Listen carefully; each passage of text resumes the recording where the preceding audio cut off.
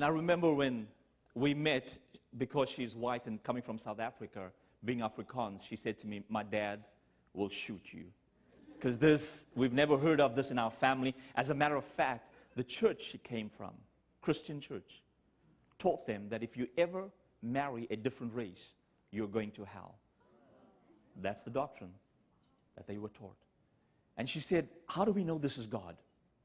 I mean, she trusted God for a tall, dark, handsome man. And God gave it to her lock, stock, and barrel.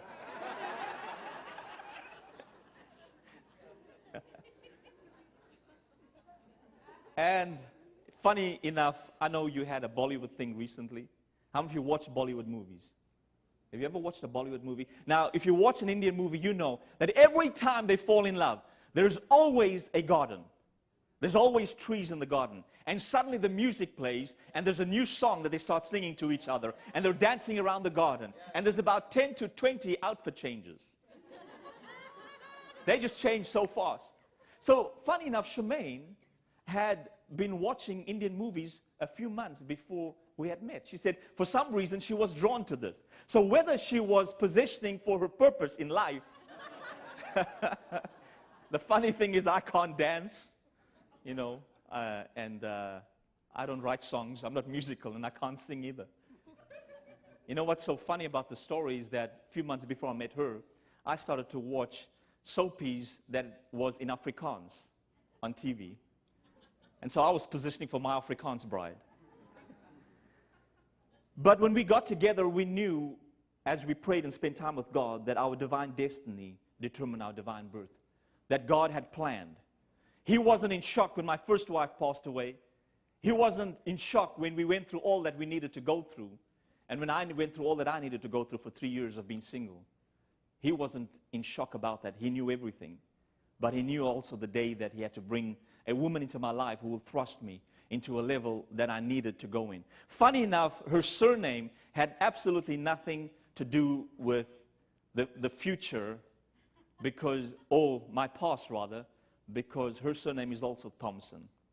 So I didn't go after her because of my incredible respect for Dr. Thompson. I just went after her because God had told us we belong together.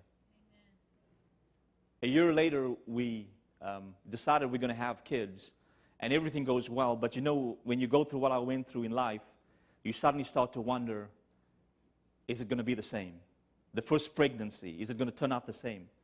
Are we going to go through the same miscarriages all over again with the second woman in my life? And so this fear starts playing on your mind, and I had to have the renewal of my mind to continue believing in faith and standing on the Word of God. I'll never forget the moment the doctor said she's pregnant and everything is going well. Every checkup, every time we went to the gynecologist, I would wonder whether we're going to come back with a bad report. And the moment we walk out of there, a sense of relief. You know, as much as you have faith, your flesh still screams at you. Your mind still screams at you and tells you that it's going to turn out bad. And the Holy Spirit on the inside of you, you're going to allow Him to speak up and remind you of the destiny and of the purpose. And so everything goes well until a weekend that I'm off in Cape Town on ministry, and she's close to giving birth, about 7.5 months. And I hear that she is gone to the doctor because she's not well. And by the time I get back, she's admitted in ICU because things start to get worse. And so all the thoughts come flooding back, and I needed to remind myself that I need to stop assuming the worst. And as I get back, I see the very same picture of my first wife. In an intensive care unit with tubes in her nostrils. And she can hardly breathe. The guys are coming in and they're testing her heartbeat. They're testing the baby's heartbeat and keep nodding their head and walking away without saying a thing. And every time they came in, I would see just the distressed look on their faces. And I'd keep praying in the Holy Ghost, knowing and believing that God had put us on this earth for a divine plan and a divine purpose. But also knowing that that child on the inside is going to be born with a divine plan and a divine purpose.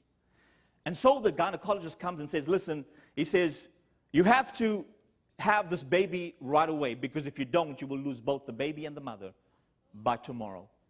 And we had to make a decision, and the decision was, we're going to have the Caesar right now. But at the same time, as much as you make those decisions, you wonder if you're making the right one or the wrong one. Because as a man, you know. And you know, they tell us that grown men don't cry. How wrong they are. How wrong they are. Because sometimes, ladies, you don't know the tears that your man sheds when he's going through the most difficult moments of his life. And the gynecologist says, oh, by the way, we cannot have this baby in this hospital. And when he mentions the name of the hospital, my heart sank, because it's the same hospital that my first wife was declared there's no hope. It was the same ICU unit that she had to be rushed in. And as I walked in there, my mind is playing tricks on me, because across the room I could see the very image of my first wife that had passed on 3 years ago. And here I am with my new bride, and I hear the most beautiful voice, a still small voice that sounded exactly like the voice of God. And it said, you're going to lose another wife and another child. Sounded exactly like the still small voice of God. You know why? Because he's the master of deception. And when I heard that, I said, devil, you touch this family and you're going to have hell to pay. Because when my first wife died, at her bedside, I said, devil, for what you've done to me, I'm claiming 2 million souls from your kingdom. Because when you let the devil get away with stuff in your life, you're just walking on by and letting him slap you silly over and over again through the tragedies that comes your way.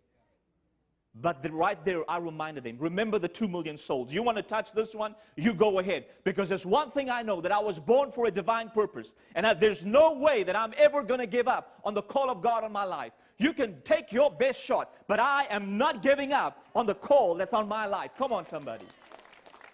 When you have a determination to keep running, you know that you have a purpose and a plan, because your divine destiny determined your divine birth. At 7.5 months, this premature baby comes out. And I look around the room, and all through the operation, I am praying in the Holy Ghost, and I'm stroking Charmaine's hair, and I'm telling her, just remember, this is a divine appointment. This is a divine birth, that we have this child, and he's going to come out well. And as I look at the faces, because I'm sitting at the head, and they have everything else covered, I look at the faces, and as they pull him out, every single person's jaw just drops. And I wonder, what's wrong now? And as they pick him up, he comes out 4.34 kilograms. I don't know what it is in pounds, but they say it's huge. How much is it in pounds? There will be 10 pounds. It's about 10 pounds. At 7.5 months. Come on, somebody. That's the reason why.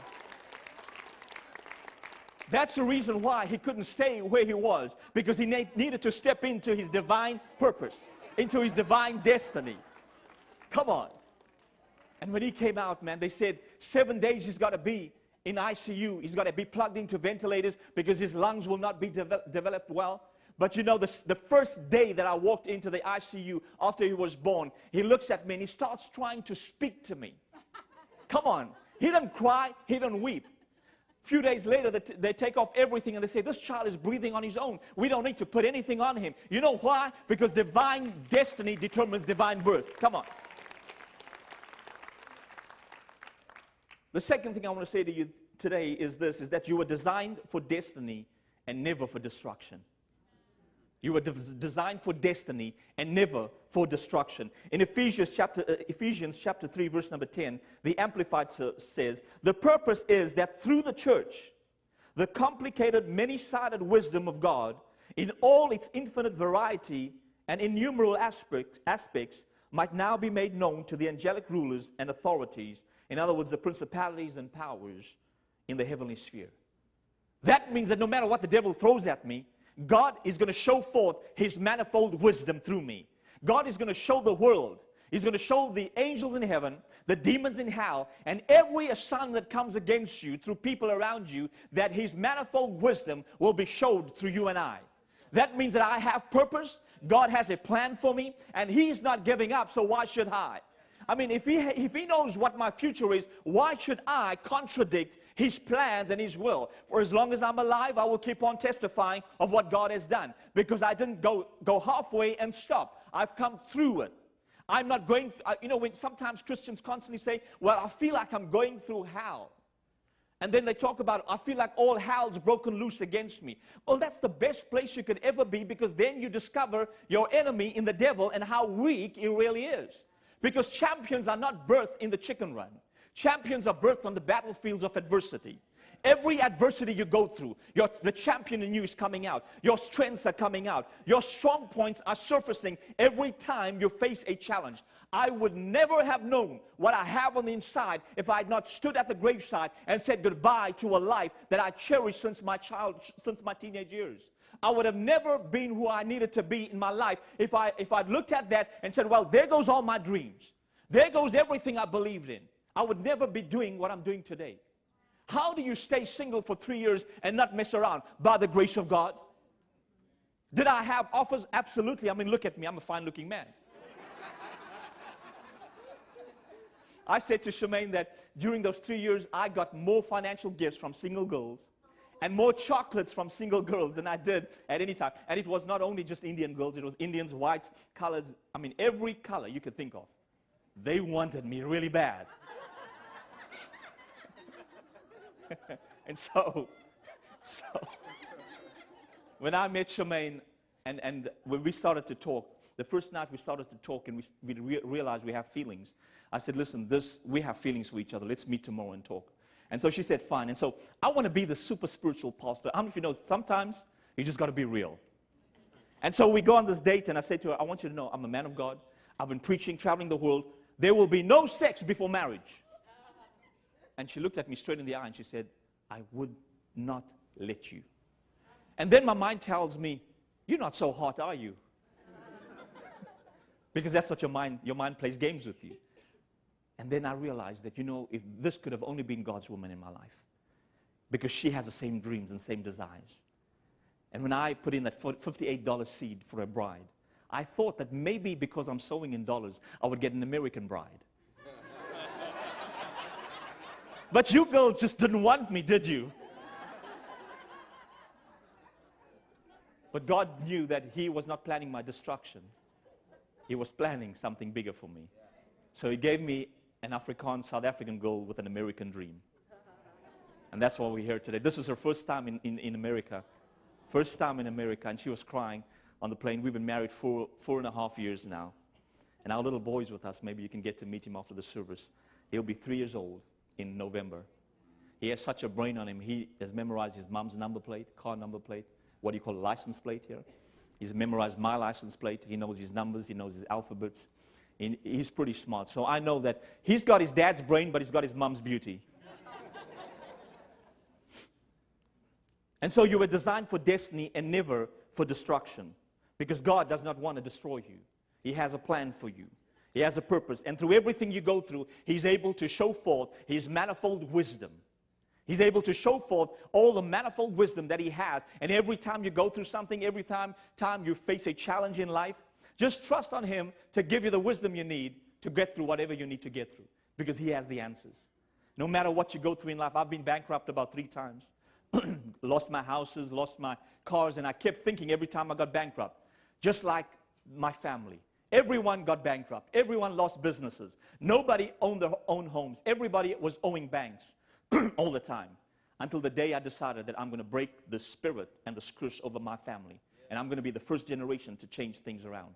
And so I was the first generation in my family to be able to buy cars debt-free, to be able to buy a house cash, to be able to do things in my life. And so the very child that came out of a divorced home with 4 children, there were four siblings, 2 boys and 2 girls, running from place to place, sleeping. How ironic is this, that when I was doing my final years in high school, we had no home. And so one of the families took my brother and I in, and I had to sleep every night in the same room with another alcoholic who would urinate on the floor. He would scream all night long because he was obviously possessed with demons. And my bed was right up against a window that was broken, and behind that window was a takeaway store. And it attracted a lot of cockroaches. You know what cockroaches is? But in South Africa, we get those that fly. They're about that big. Have you ever felt a cockroach crawl up your face? It's icy cold. Well, I don't know if they have a tongue to lick you, but... And by the time I was doing my final year, the people we were staying with said, which was another family, and they said, you are wasting electricity. The utility bill is coming too high, so you've got to switch the lights off by 9 o'clock. So from 9 to 4 in the morning, I would study with a candle light. I could have made all the excuses in the world and dropped out of school. I could have had all the excuses in the world, but I'm here to tell you, this Indian boy all the way from South Africa, Johannesburg, is here to tell you, if God can do it for me, I know we can do it for you. There is no excuse why you shouldn't make it in life.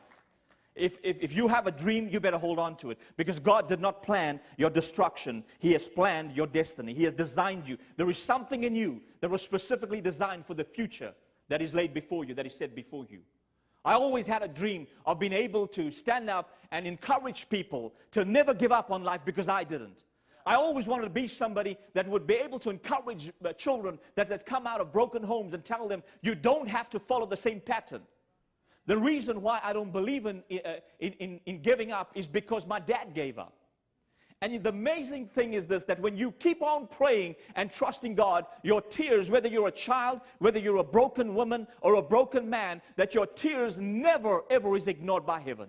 I believe that the angels carry it into the throne room of grace and brings it before the Father and says to the Father that this child is crying out for this other person or this other soul that needs to be won. That's why when you're praying for families to be saved, you do not give up. Because the one thing my mommy taught me when I was growing up is pray for your daddy. And pray that daddy would give up the bottle and surrender his life to Jesus Christ. And I heard when I got the message my dad had passed on, my biological dad, I went down for the funeral thinking that because he was a non-believer that they were going to ask us to do the funeral their way. And by that time I was already a leader in my local church. And I couldn't do it that way. And I said, Lord, you know. And when I got there, I saw a whole bunch of pastors there. And they said to me, your dad gave his heart to Jesus 3 months ago. Come on, somebody. And he's been in church every single Sunday. So I know where he is right now. And I'm glad. Because I always wondered about the prayers of 4 little children on their knees. Saying, Jesus, please let daddy give up the bottle. Please let him give up the bottle and give his heart to you. Please. And it happened when I was in my 30s. Because God does not plan your destruction. He planned your destiny. He wants you to win. And the last point I want to give you tonight is, you will often possess what you position for. Whatever you're positioning for, you will often possess in your life. Whatever you position for, what are you positioning for right now? Where are you going with your life? What are the dreams that you're dreaming about? Do you believe that you have what it takes? Because if you don't believe you have what it takes, then you've got to change the way you think right now. Transform yourself. If Jesus was divinely planned to be upon this earth, it means that Jehovah God Almighty was positioning the whole of mankind for a specific purpose and a plan. And so Jesus had to be born in the 42nd generation from Abraham for a divine purpose, even though there was a 400-year silence between the Old Testament and the New. They never heard from God. The voice of God was never heard, and there was no prophecies and nothing really that we know of at that time. But yet, God's plan had to come to pass. The very fact that you're here tonight means that God had a plan. God had a purpose. The fact that you're in this church means that God brought you here for a divine plan and a divine purpose. And just sitting there doing nothing with your life and the talents that God has given you will never help you increase in your spiritual life. Because Christians always want to know, how is it that I can grow spiritually? The only way you can grow spiritually is if you get involved. Because the more you're faithful with the little things, the more God will give unto you. Just be faithful with the little. Be faithful in your local church. I started off in my local church positioning myself because I knew that I will possess whatever I position for. And I had a dream of preaching in my local church on the platform. But I never allowed that dream to dictate to me how I should react to people. Because I knew I had to just submit, remain on my knees. As you all know, that submission is the willingness to bow one's knee before man in order to satisfy the requirements of heaven. You've heard it said so many times here by Dr.Robb. And I just stayed on my knees. When they rejected me and said I will never make it, I stayed on my knees. When something needed to be done in the church, I was the one going out there doing whatever needed to be done. Even though my spiritual parents at that time didn't even know I existed because it was a mega church. But the day came when God started to bring me up in favor with them. And even in those times, I would never dare think that I'm somebody. Even the day when I first preached on that platform, I never thought that I was all that, because I knew that it was my Father that had helped me position for the very purpose He had placed before me. And I had to become everything that I needed to become. Because people think that sometimes you believe, and it's a world system, that success is something that you become, but actually it's something that you attract. Success is something that you attract. It's like money. It's something that you attract. When you walk in excellence, you attract it. I started to position myself for excellence. I started to pursue excellence. I started to see how I could make myself better every day. And you know, after being married for 18 years, I thought I'd figured women all out. And then I get married to Shemaine, and you know, the first couple of months I'm thinking, what happened to those 18 years of lessons that I learned from the first woman? And God said, but every woman is different. Everyone is different. And you have to celebrate the individuality of every woman that comes into your life. Your mother, your sisters, the women that you get married to. And most of the time, women lose their individuality because they date the wrong guy, they marry the wrong person, and then the person rejects them and turns their back on them. And then they walk away thinking, I'll never ever get married in my life again. I'll never become everything I need to be. God has forgotten me. And ladies, you've got to learn how to celebrate your royalty on the inside. You've got to learn how to celebrate the person that God has placed on the inside of you when He designed you as an individual. As an individual. How did God create you? What was the very thing, the very dreams that you had when you was little? What was the things you dreamed about? What drove you? What was it that excited you as a young girl? And gentlemen, what was it that excited you and drove you as a young man? Those are the things you must pursue. Those are the things that you must chase after, because you will only possess, or you will often possess, whatever you position for. What are you positioning for? I never positioned myself to be somebody that God didn't want me to be. I positioned myself to be everything that He called me to be, because I know that excellence is the very thing that He wants me to bring to churches around the world. And when I asked my spiritual father, I said, who would you suggest that I go after?